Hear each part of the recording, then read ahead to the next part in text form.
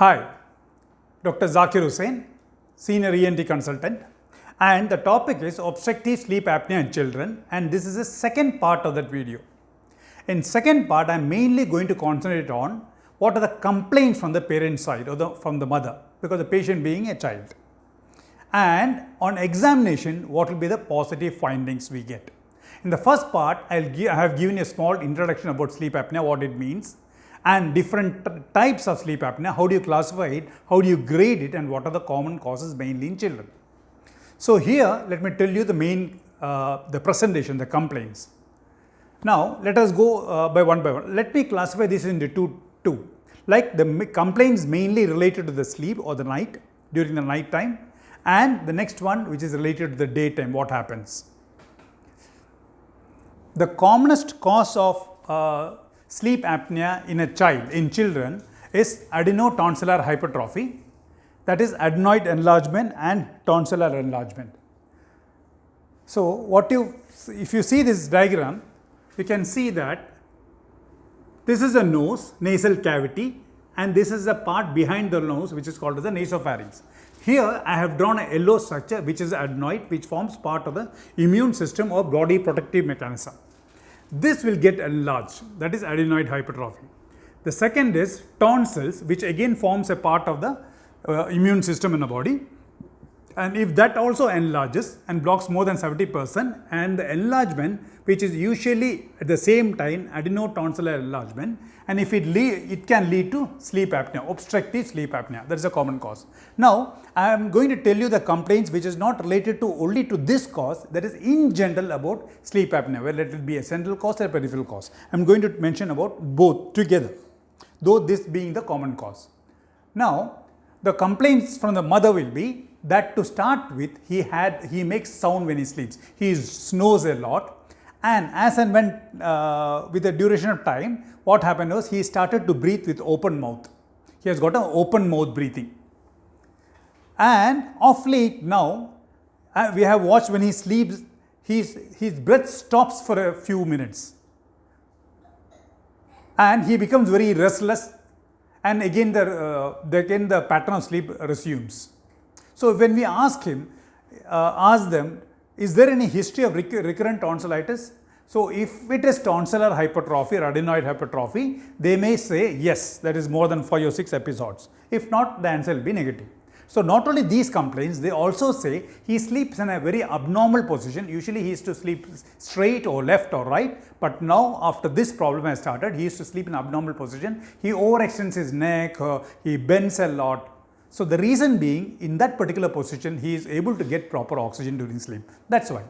Not only that, he will get night sweats, and some of them they do complain that he passes urine when he sleeps, which is called as enuresis. So these are the night complaints. Now coming to the day complaints, when he has got these night complaints for months together and it continues and no proper treatment or diagnosis, proper treatment has not been given, then slowly he starts getting day complaints also, which will be the child will have lack of concentration, even his behavior changes, he doesn't respond fast, he becomes irritable, his learning ability comes down, sometimes he may become aggressive, and totally with the passage of time, even his growth can be affected. These are the complaints. Now, examination part. So, examination part, I am going to tell you the examination in total, not only about adenoid or tonsillar hypertrophy. So, examination, some of the patients, children will be very obese. That is one of the causes, like how I have mentioned in part 1. So, we would like to know the weight of the child, and we'll know the height of the child, and we'll calculate the body mass index, and we'll classify that. Now, on examination of the face, if the adenoid had been there, which has been neglected for a long time, there is a high possibility even the normal appearance of the face, the shape of the face could have changed. The parents, father and mother will have a round face, the child will have a long face. There are reasons for that. If you want to know in detail, please do watch my video. In YouTube, you just type Dr. Zakir Hussain ENT adenoid hypertrophy, you will get the reason for that.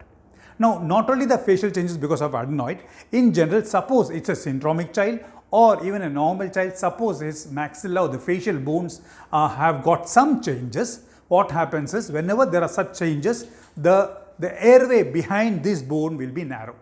which can lead to sleep disorders. This is a craniofacial abnormality. Now, examination of the nose. So, we would like to know, is there any obstruction in the nose? If at all, if there is an obstruction in the nose, it is not going to produce sleep apnea.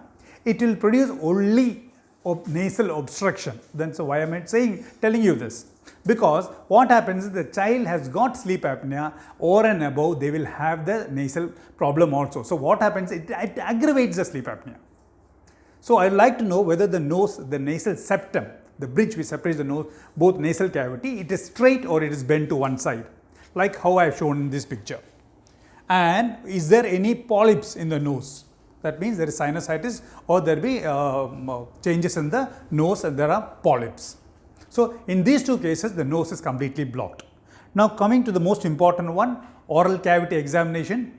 Here, you will find that I would like to see the tongue, the size of the tongue too, and the tonsils which is enlarged as you see in this picture, and we will grade it also, whether the redundant mucosa around it is loose or not. Usually, the tonsillar size will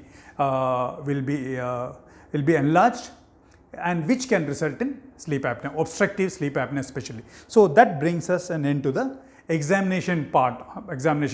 So, to come to have a look at the adenoid, it is best, and which I usually do, I put in an endoscope, flexible endoscope inside the nose and have a look at the adenoid, whether it's enlarged or not. If at all, if it is enlarged, how much percent it blocks the airway.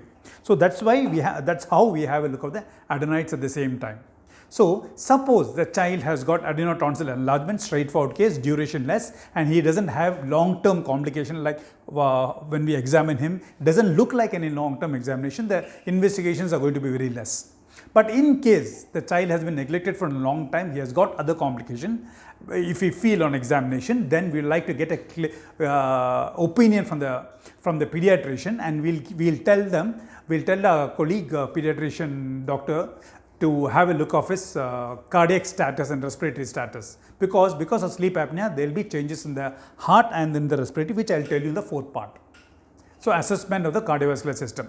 So, in this part 2 video, I have briefed about the patient complaint and the examination finding. So, please do watch the third part where I will tell you the investigations related to this. Thank you so much.